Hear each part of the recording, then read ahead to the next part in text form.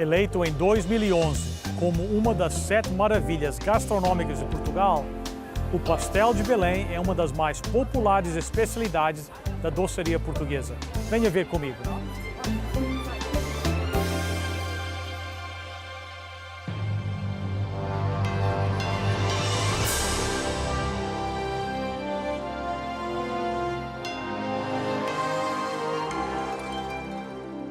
Venceu a prova do tempo. O livro de Deus, a Bíblia, ainda relevante neste mundo complexo.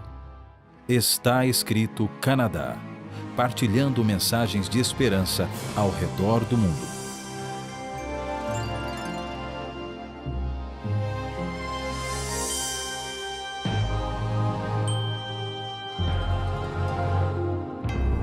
Quem vem a Lisboa não pode deixar de provar o pastel de Belém, o verdadeiro, porque aqui, na antiga confeitaria de Belém, que se encontra a receita original, guardada às 7 chaves.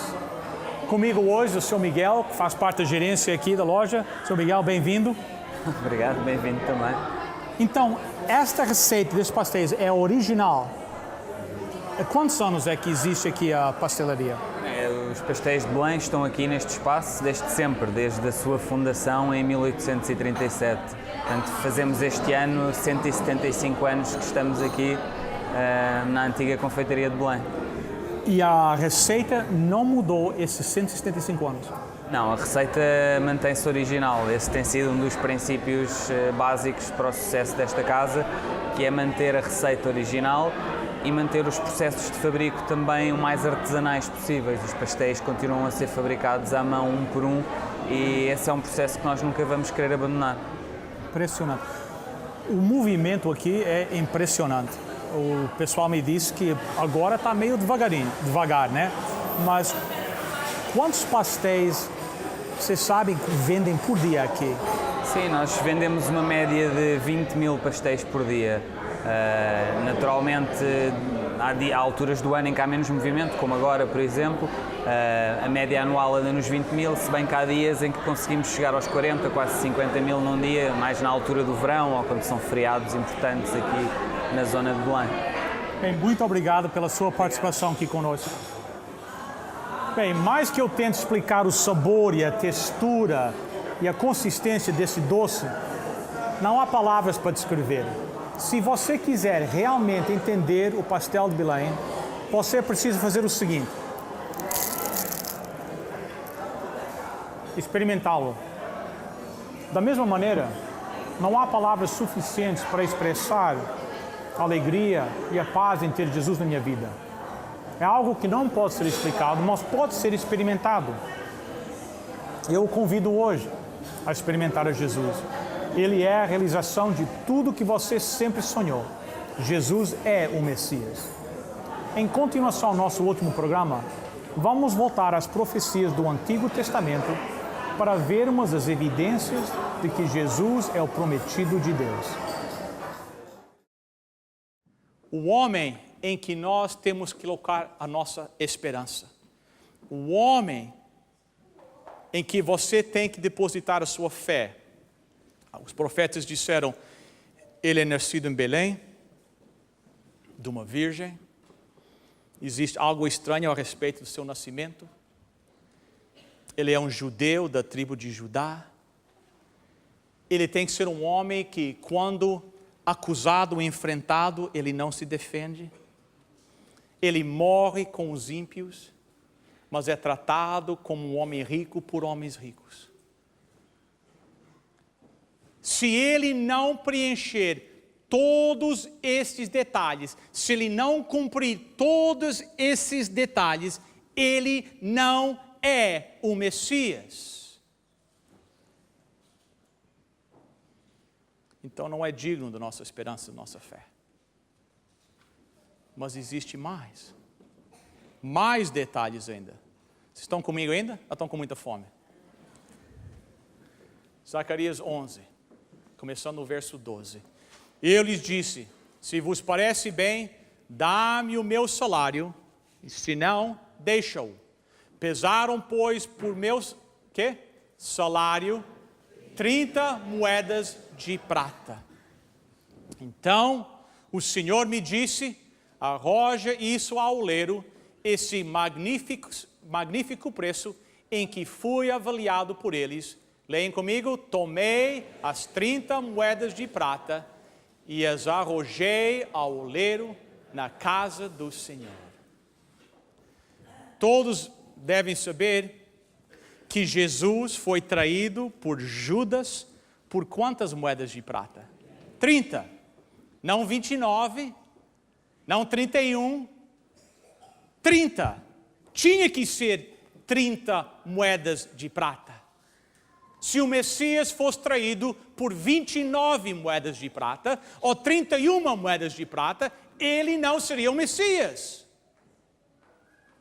Quem sabe, o homem mais surpreendido naquela noite que Jesus foi julgado, foi Judas. Judas assistiu todos aqueles acontecimentos e Judas, eu creio, estava esperando que num minuto Jesus levantasse o seu braço e chamava aquele poder que Judas tinha visto, aquele poder que acalmou os mares, ou aquele poder que ressuscitou os mortos.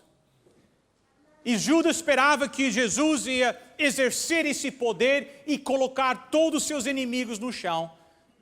Mas ele viu que uma sentença de morte foi pronunciada sobre Jesus Cristo. E Jesus não fez nada. Judas anunciou isso. Ele assistiu isso. Ele viu. Ele está com aquelas 30 moedas de prata na sua mão. Ele corre ao sumo sacerdote e ele diz: solta-o. Solta-o! Eu traí sangue inocente. Judas, a Bíblia diz, pega aquelas 30 moedas de prata. Aquelas 30 moedas de prata que agora são um horror na sua mão. Ele joga essas moedas no chão, no mesmo local onde ele tratou da traição e do preço. Que ele negociou o preço da traição.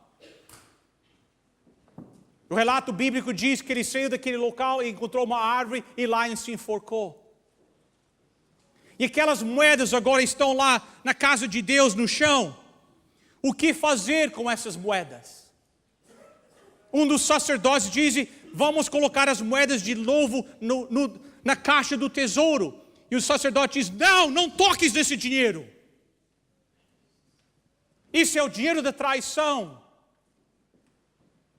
E a Bíblia diz que eles pegaram aquelas 30 moedas de prata e compraram um campo de um oleiro onde os desconhecidos e os pobres podiam ser enterrados.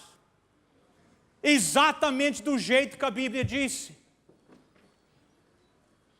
Com as 30 moedas de prata, um campo do oleiro foi comprado e lá os desconhecidos e os pobres da sociedade seriam enterrados, preenchendo, cumprindo todos os detalhes da profecia. Com todas estas evidências, eu não tenho outra resposta a não colocar a minha esperança naquele homem que foi traído por 30 moedas de prata. Mas quem sabe isso nos leva à parte mais interessante de todas essas profecias. Todos nós, desde criança, aprendemos o Salmo 23, né? O Senhor é o meu pastor, nada me faltará. Um dos salmos que não é tão bem conhecido é o Salmo 22. O Salmo 22 sempre fica na sombra do Salmo 23. Deixa eu ler para vocês um pouquinho do Salmo 22, vocês me permitem? Verso 1. Meu Deus, por que me abandonastes? E alguém está me escutando e diz, eu acho que ele leu a parte errada. Porque não foi isso o que Jesus disse na cruz. Quando Jesus estava na cruz, a Bíblia não diz que ele clamou em alta voz, Eloi, Eloi, lama sabachthani, meu Deus, por que me abandonastes? Exato. A pergunta é, onde é que será que Davi pegou essas palavras?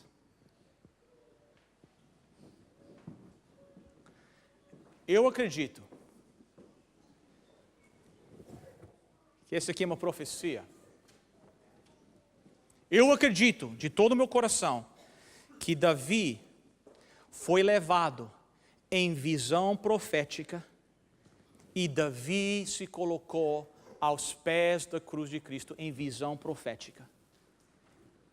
Escutou Jesus na cruz dizer, meu Deus, por que me abandonastes? E essas palavras fizeram uma impressão na mente de Davi. E ele escreveu no Salmo 22 essas mesmas palavras. Eu acredito isso, de todo o meu coração. Que ele foi levado profeticamente pelo corredor do templo e Davi estava lá, à cruz de Cristo, profeticamente, em visão, e viu a crucifixão de Jesus Cristo. Escutou essas palavras. E ele anotou essas palavras para que você que está buscando, quem é que eu devo colocar minha esperança? Onde é que eu ponho? Põe na minha conta bancária, põe no meu emprego, põe no meu país, põe na minha força, na minha inteligência, na minha sabedoria. Possam saber que a sua esperança tem que ser colocada aqui naquele homem que foi traído por 30 moedas, que ao pendurado entre dois ladrões clamou, meu Deus, por que me abandonastes? Havia uma música que nós costumávamos cantar lá no Canadá, não faz muito tempo que não sei se aqui em Portugal vocês cantam, estavas lá ao pregar em meu Jesus, né? Eu creio que Davi estava lá. Eu creio que Davi assistiu. Por quê? Como é que eu tiro essa conclusão? Verso 16 do mesmo Salmo. Vejam aqui verso 16. Um bando de marginais está me cercando. Eles avançam contra mim como cachorros. E o quê? E rasgam o quê? As minhas mãos e os meus pés. Neste mesmo capítulo, neste mesmo Salmo 22, Davi nos diz que as mãos de Jesus e os pés de Jesus foram rasgados. Em inglês nós usamos a palavra pierced, perfurados. E este versículo para mim diz que Davi foi levado profeticamente aos pés da cruz. Por quê? Ele foi dado uma visão da crucifixão de Jesus, para que você possa saber que aquele que eles rasgaram as mãos e os pés é o homem em quem você tem que colocar a sua esperança e a sua fé. Davi viveu 1000 anos antes de Cristo. 1000 anos antes de Cristo. Todas as nações têm tido uma maneira, uma forma que eles usavam para executar os criminosos. Alguns usavam a forca, alguns franceses usavam a guilhotina, tinha a câmara de gás, mas foram os romanos que pegaram a crucifixão e popularizaram a crucifixão como maneira de crucificar os criminosos. Era a maneira mais dolorosa, mais envergonhosa para matar alguém. Então vocês estão pensando, mas e o que é que isso tem a ver com o Salmo 22? Aqui vem. Davi morou quando? 1000 anos antes de Cristo. Qual é a data que a história diz que Roma foi fundada por 2 generais, Rômulo e Rêmulo? O ano é mais ou menos 752, eu acho, 52, antes de Cristo. Estão me seguindo? Davi viveu 1000 anos antes de Cristo. Roma foi fundada, cidade de Roma, 750 antes de Cristo. 250 anos antes de Roma ser uma aldeia. Davi já disse a maneira que o Messias ia morrer, eles iam rasgar as suas mãos e os seus pés. E esse detalhe ele nos dá, para que você saiba que aquele que pendurou numa cruz com as mãos e os pés rasgados, que clamou, meu Deus, por que me abandonastes? Ele é o Messias, Ele é o Filho de Deus, Ele é o qual nós temos que colocar a nossa esperança. Todos sabem o que aconteceu aos pés da cruz, verso 18. Repartem entre si as minhas vestes e sobre a minha túnica fizeram o quê? Deitaram sortes, todos os detalhes. Se eles não tivessem deitado sortes com respeito à túnica de Jesus, eu não seguiria Jesus, porque ele não seria o Messias. Porque o Messias, eles têm que lançar sortes com a sua roupa. Lançaram sortes a roupa daquele que pendurado numa cruz com as mãos e os pés rasgados, dizia em alta voz, meu Deus, por que me abandonastes? Está tudo lá em um salmo. Tem muito mais, mas o tempo já nos passa. Tem muitas mais evidências, mas nós não temos mais tempo. Você está buscando hoje alguém em quem você tem que colocar a sua esperança. Se você está sentado numa igreja, num comboio, num avião, e alguém se vira para você e diz, como é que você sabe? Por que só Jesus? Por que que vocês cristãos insistem que é só Jesus? Vocês já sabem por quê. Alguém me disse no outro dia, não sei se é verdade, que desde a criação do mundo já habitaram na terra 150 bilhões de pessoas. Não sei se é verdade, se não importa para mim. O cético, o ateu, o agnóstico, o incrédulo diz, mas como é que vais encontrar uma pessoa só, entre os 150 bilhões de opções?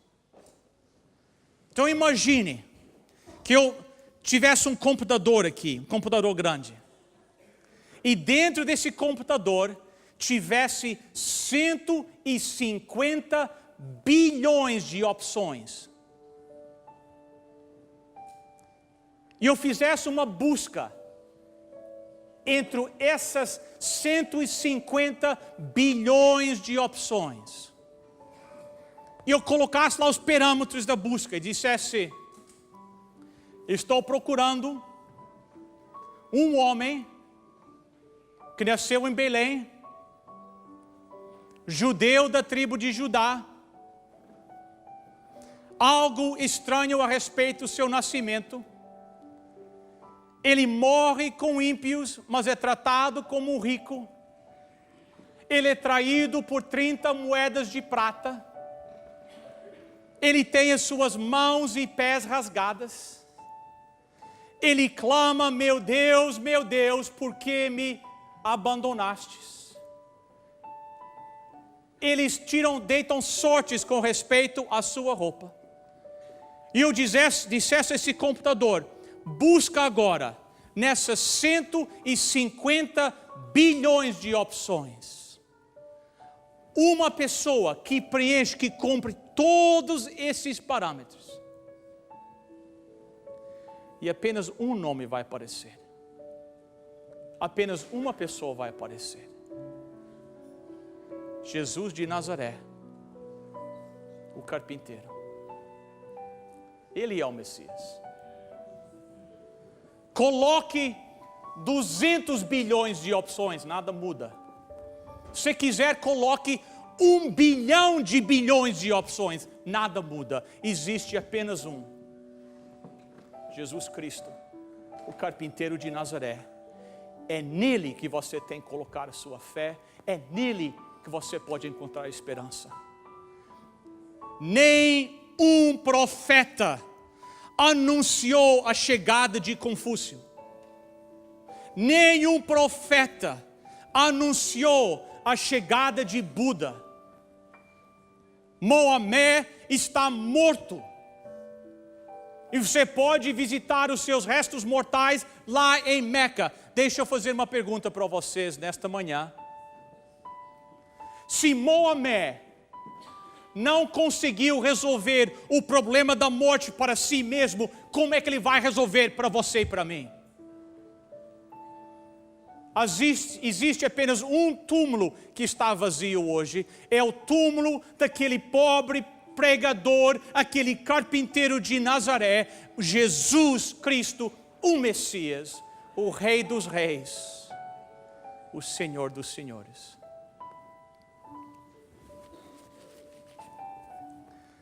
Eu tenho falado à sua mente, deixa eu falar ao seu coração. Qual é o problema? Qual é o problema? Por que você ainda não entregou a sua vida por completo a esse Jesus? Por quê? As evidências que nós apresentamos nesta manhã da Bíblia, será que elas não são evidências boas? Eu sei que deve ter na audiência aqui, que está nos assistindo, advogados. Advogados, deixa eu apelar para vocês. As evidências apresentadas hoje, será que num tribunal não seriam aceitos? Não são evidências boas? O problema não são as evidências? O problema não é no Messias, ele é perfeito. O problema não é a Bíblia, o problema não é Jesus. O problema somos nós. O problema é o nosso coração.